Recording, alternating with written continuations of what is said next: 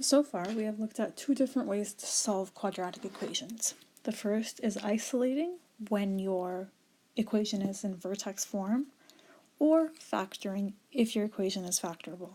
But what happens when it's not factorable, or your equation has really big numbers and it might be factorable, but it's really hard to do? What we can use instead is the quadratic formula. Okay, now quadratic formula is to solve any equation in the form ax squared plus bx plus c equals 0. This is important. One side of the equation has to equal 0. Now you're going to use the coefficients a, b, and c to plug into the formula. Your formula is negative b plus or minus the square root of b squared minus 4ac all over 2a. That might seem overwhelming, but all you're going to do is plug those coefficients of a, b, and c into the appropriate spot and simplify. Okay, so we're going to try an example together. So I'm solving x squared plus 5x minus 14 equals 0. One side is equal to 0, that's perfect. If it wasn't, I'd have to bring everything to one side. Now, your first step is going to be state the values of a, b, and c. A is just 1. B is 5. C is negative 14. Signs matter, so be careful. Okay, I'm just going to write my equation here again so that we can reference it throughout and I don't have to go back and forth. X equals negative b plus or minus the square root b squared minus 4ac all over 2a. At the beginning, when you're doing these types of questions, try to write out that general quadratic formula, because once you do it a few times, it's going to be stuck in your head. Yes, I'll give you the formula, but if you know it, it's much quicker, okay? And if you use it enough, it's hard to forget it, trust me. Okay, so now we're going to substitute our values in. So negative b, so negative 5 plus or minus the square root of b, so 5 squared, minus 4ac, so 4 times 1 times negative 14, all over 2a, so 2 times 1. We subbed it in, and now it's just about simplifying. The negative 5 stays negative 5, and now we simplify under the square root. Just go to your calculator, okay, and plug it in all at once. Just be careful with brackets. So I'm going to do 5 squared minus 4 times 1 times negative 14. I do it all at once, and I get 81. Okay, and then 2 times 1 is 2. If you can take the square root of that number, go for it. So the square root of 81 is just 9. And once you've simplified as much as you can, you're going to break it down into two separate equations. Because notice you have this plus or minus. So one option is going to be negative 5 plus 9 divided by 2. And the other is going to be negative 5 minus 9 divided by 2. And then you simplify each one. So negative 5 plus 9 is 4. So 4 over 2, which just gives us 2. Negative 5 minus 9 is negative 14, and when we divide that by 2, we get negative 7.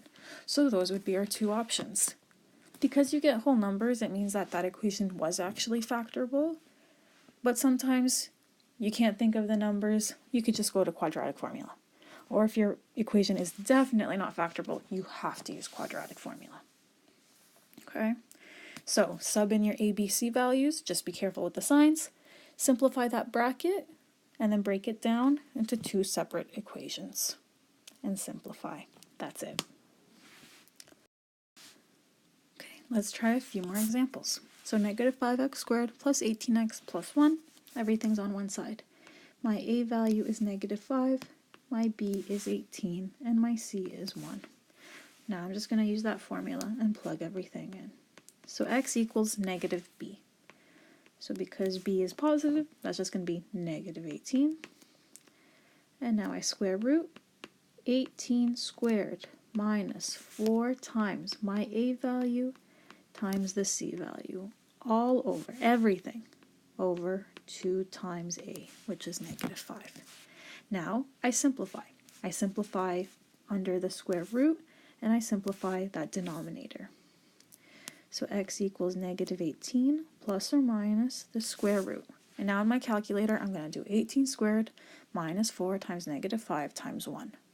If you have to do this in steps, then just make sure you're following BEDMAS. So do 18 squared, then do the multiplication, and then add or subtract. But you should get 344. I would pause the video right here, go to your calculator, and make sure you can simplify that square root properly. If you don't get 344, you did something wrong. Figure out what you plugged in incorrectly. And all over negative 10. Now the square root of 344 is not a nice whole number, so I'm going to go straight down into breaking it down into my two variations. So x equals negative 18 plus the square root of 344 all over negative 10, and x equals negative 18 minus the square root of 344 all over negative 10. If I ask for an exact answer, this would be it. You keep the square roots in, you can't do anything else. If I ask you to round, then I would simplify my numerator. So in my calculator, I would do negative 18 plus the square root of 344, and that gives you 0.547. Now, if I ask you to round to 2 decimals at the end, try to keep a few more decimals in your actual calculation until the final answer. Or, even better, keep your full answer in your calculator before you divide by negative 10. That way, you keep it as accurate as possible. Okay, now we're going to round to 2 decimals. Because we're rounding, we're going to use squiggly brackets, or squiggly equal sign. And that's going to say approximately. Don't do equal sign with a dot on top, because this is more accurate for math terminology or communication. Let's do the same thing for the other one. If I do negative 18 minus the square root of 344, I get negative 36.547. And then I'm going to divide that by negative 10. Now I'm starting to round, so negative 3.65. And those would be my two options. Okay. Now we're going to try another one. Okay. So here, my A value is negative 5. My B value is 30. If I don't have a C, that just means the value is 0. I want you to pause the video right here and try it on your own. Try plugging those values into the quadratic formula and simplify. Okay, so if you plugged everything in, okay, your square root, when you simplified, should have given you 900. And that's perfect squared. So I simplified that to 30. And then I broke it down. One with addition, one with subtraction. Please notice that negative 30 at the front does not change. It's just that middle plus or minus that chooses either the addition or subtraction. When you simplify, your two answers should have been x equals 0 and x equals 6. And just to recap, those would be your x-intercepts if you were to graph this parabola. Okay, so let's go to number 3. Okay, I want you to start to do this on your own. Okay, so your A value is negative 3, the B is 1, the C is negative 7. You're going to encounter a little issue, and that's okay. When you see what that issue is, start the video again, and we're going to discuss what that means. So when you start solving it, we plug everything in. But the minute you simplify that square root, you get negative 84. I can't take the square root of a negative number. So I can't square root. When that happens, it doesn't mean you got it wrong. It just means no solution. There are no zeros in this case. Okay? Now notice that square root part, that's the b squared minus 4ac in our equation. That was equal, or that was less than 0. So whenever that square root is less than 0, you have no solutions. Okay, and that portion under the square root is actually called the discriminant.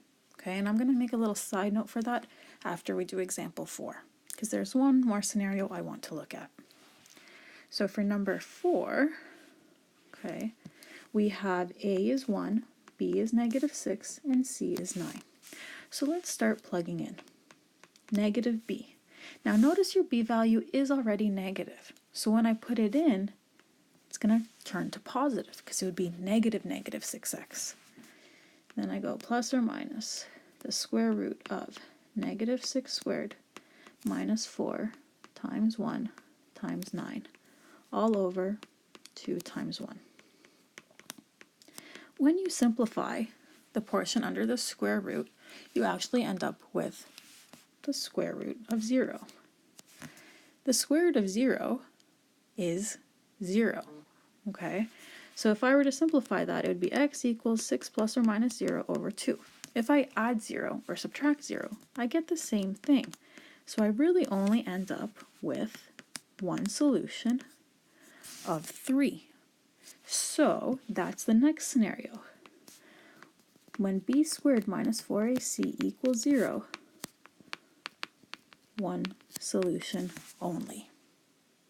So I want to make a quick side note. b squared minus 4ac, the portion under the square root, is called the discriminant. Okay, and this tells you how many solutions your quadratic equation will have.